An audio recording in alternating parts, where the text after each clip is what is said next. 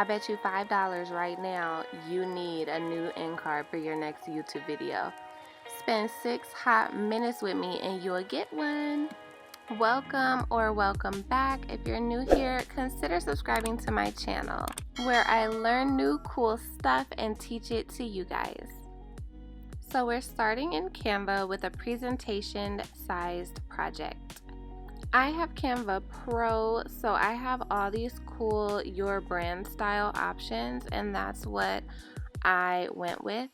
But this same exact presentation style is available in the template section.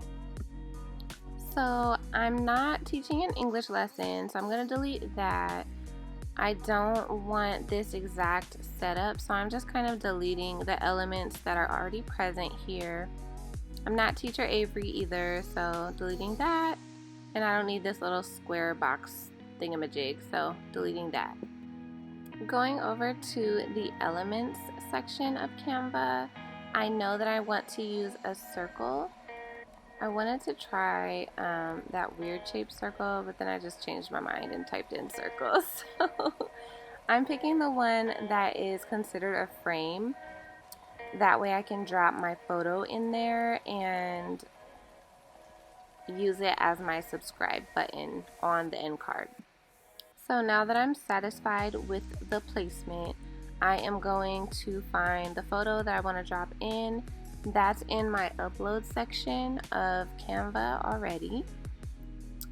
And boom, drop it in. So I've got my photo for my subscribe button on the end card. I now need to type in the text that says subscribe. We want to give our viewers a call to action, and subscribe is what we want them to do, like the action we want them to take. So we're gonna say subscribe exclamation point. So now I'm just changing that black text to a color that makes me happy, and then inside effects I'm choosing the neon effect. I'm gonna make it bigger so that people can see what I want them to do. And then here you'll see me just adjusting placement. That is because Canva is so amazing. You see that little dotted line? You can line the words that are under the picture up exactly in the middle of the picture. So that's what you see me doing here. And then going back into elements, I am going to search for a rectangle now. And that's gonna house the new video that we want to direct them to after they finish watching our current video. I'm changing the color to something that makes me happy.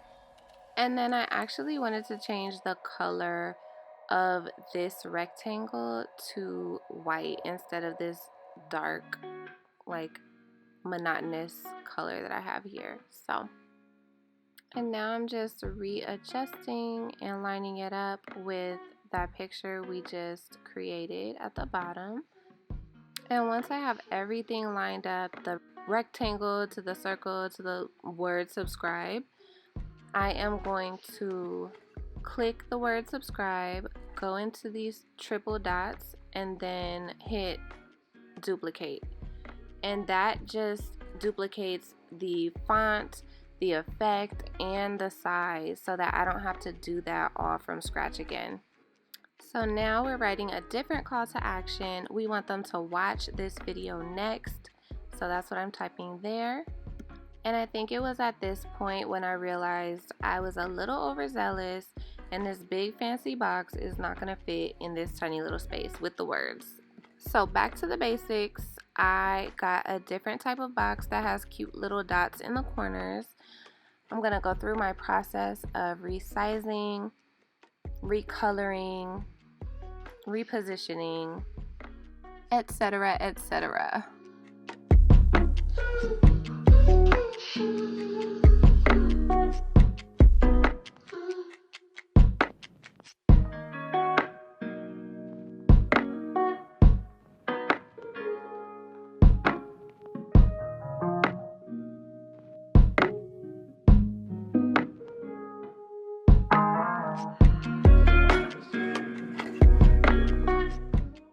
And then I wanted to pop in just to tell you that there's an easier way to do this than hit every square. You'll see down where it says change all of that color to that color. If you just click the checkbox, it changes all the colors to that color. So yeah, at this point I am just renaming this project to something that will make sense in my downloads.